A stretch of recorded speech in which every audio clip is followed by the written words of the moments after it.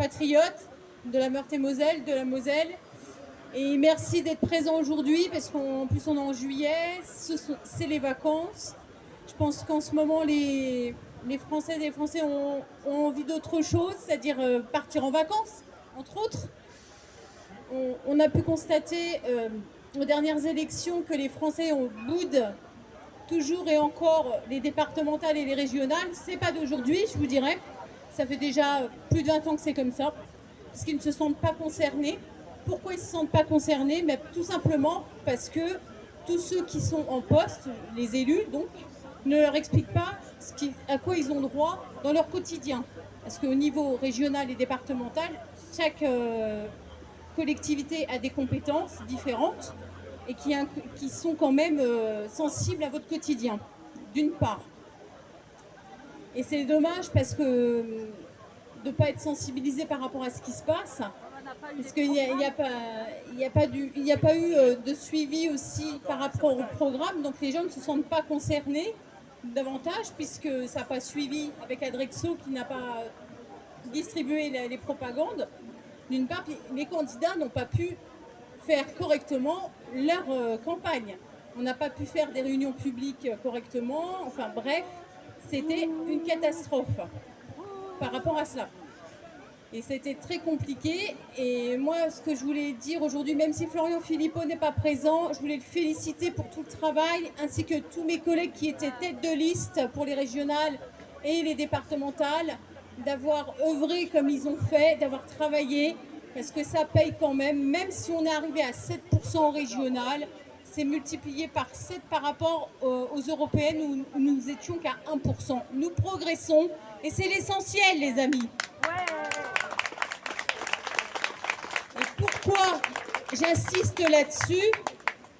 C'est sûr que le chiffre est petit, mais petit à petit, on deviendra moins petit. Et pourquoi aujourd'hui on est là, on continue à faire ces manifestations contre la coronafolie? C'est pour démontrer que les patriotes sont présents, qu'on est aussi un mouvement politique qui est le seul à être dans la rue depuis le mois de novembre. Où sont les autres? Où sont les autres? Ils arrivent, j'espère. Voilà, moi je voulais le dire. Et d'autre part, il faut continuer à se rassembler. Je sais qu'on est tous fatigués par ce qui nous arrive avec cette crise, mais tout est fait aussi pour nous démoraliser, nous faire peur, pour qu'on soit muselés, pour qu'on soit des esclaves. Et moi, je refuse. Moi, il y a 8 ans, je me suis engagée. C'est pas pour subir, c'est pour agir, les amis. Déjà, d'une part, pour honorer les anciens qui se sont battus pendant la Seconde Guerre, qui ont résisté, qui ont fait en sorte qu'on soit libre aujourd'hui. Et ça, je ne peux pas accepter qu'on reste comme ça, au bord de la route. On doit se battre. Je sais, c'est dur, mais il faut continuer. On se bat! On se bat! D'autre part, et moi, je suis maman, comme la plupart d'entre vous. Vous avez des enfants, vous avez des petits-enfants. Il faut se battre pour la future génération. Parce que qu'est-ce qu'on fait de nos jeunes aujourd'hui? Qu'est-ce qu'ils ont comme perspective? Qu'est-ce qu'ils ont comme avenir? Il faut les aider, il faut qu'on se batte, nous, pour eux, pour qu'ils aient des bases pour l'avenir. Parce que sinon, on va droit dans le mur, on ne peut pas continuer comme ça. Et la seule chose qu'il faut faire, c'est aussi se rassembler, les patriotes, si on arrive à trouver des alliés qui ont les mêmes idées que les nôtres, mais peu importe la taille des mouvements ou des partis, il faut qu'on se rassemble et on fera des grands mouvements. Et c'est ça le plus important, c'est qu'on soit là et qu'on défende nos concitoyens qui ont besoin de nous aujourd'hui parce qu'ils sont complètement perdus. Il faut qu'on soit là pour battre le pavé et continuer à se battre. Aujourd'hui, vous le savez tous, la seule chose qu'on réclame, c'est vivre normalement. Et que ça veut dire quoi, vivre normalement? Pas de passe sanitaire, pas de vaccination obligatoire. Moi, je vais vous raconter, vous faire part d'un témoignage personnel. Hier, je suis allée faire un bilan de santé à la sécurité sociale. Donc, j'ai eu affaire à un médecin de la sécurité sociale. On en arrive à vérifier tous les vaccins que j'ai, qui sont à refaire ou pas. Donc moi, j'avais un vaccin à refaire. Moi, je lui ai dit oui, je dois le refaire. Je vais voir mon médecin, il me fait « Et le Covid alors ?» J'ai le Covid, ça sera non. Elle me dit « Pourquoi ?» Je dis parce que ça marche pas. Et puis je connais plein de gens que ça leur a fait du mal. Et moi, j'ai pas du tout envie de rentrer dans cette alternative. Et elle me dit, mais vous savez que vous êtes à risque. Je dis oui, mais je préfère encore mourir que de subir votre vaccination. Et je dis, moi, j'ai le droit de choisir si je vais être vaccinée ou non. Oui. Et ben, tous les coups, les amis, je suis sûre que je vais être marquée au fer rouge. Elle va me mettre sur le dossier, veut pas être vaccinée Covid, et hop, fiché dans les dossiers Sécu, Marina Dos Santos. Mais je m'en fous, je vous le dis honnêtement, je m'en fous. Voilà. Et il faut savoir aussi, j'ai eu un petit appel en venant sur Metz. Je ne sais pas si vous connaissez le service Sophia, la sécurité sociale. Quand vous êtes diabétique, quand vous souffrez d'asthme, eh ben, Sophia est un service de prévention. Bah, figurez-vous que là, ça rentre aussi dans le cadre du Covid. On vous appelle gentiment pour vous faire croire qu'on veut vous apporter de l'aide préventive par rapport à votre diabète ou votre problème respiratoire, en l'occurrence l'asthme. Et on rentre encore dans quelque chose, je veux dire, d'atteinte à la liberté. Cette semaine, on a encore entendu parler que la CNIL a donné droit accès à des fichiers à des personnes qui ne sont pas vaccinées. C'est anticonstitutionnel, c'est illégal, mais non, on laisse faire ces choses-là. Et nous, on n'est pas libre de nos mouvements. Voilà. Et aujourd'hui, ce qu'on essaye de faire aussi, c'est on fait le clan des vaccinés et des non-vaccinés. Vous voyez, toi, tu auras le droit de faire ça parce que tu as été gentil, tu t'es fait vacciner. Toi, tu n'auras pas le droit de faire ça parce que tu t'es pas fait vacciner. On cherche à diviser. On cherche à diviser les Françaises et les Français aujourd'hui. Voilà où on en arrive. Donc maintenant, on va voir ce que Saint-Honoré va nous programmer lundi par rapport aux restrictions, parce qu'avec les variants, il y a 3 semaines, on nous disait mais tout va bien, il n'y a plus de Covid, tout va bien. Et puis d'un seul coup, paf, Delta, variant Delta, après c'est Lambda et Epsilon. On va faire tout l'alphabet et puis ils vont nous en faire je sais pas combien. On va faire en 4e épisode, 5e, 6e. Ça va continuer comme ça, éternam. Donc là, on se rend compte que c'est une supercherie. Et la supercherie, pour la faire fonctionner, ils utilisent la voie de la peur. Voilà. Si tu ne te vaccines pas, tu vas faire du mal à ta maman qui a 70 ans. Donc, il ne faudra pas aller la voir. Si tu ne te vaccines pas, tu n'auras pas le droit de sortir. Il faudra que tu restes chez toi. Si tu ne te vaccines pas, eh ben, tu auras droit à rien du tout. Voilà. Voilà où on en est aujourd'hui. On est en train de nous diviser. Déjà, d'une part, il y a ça.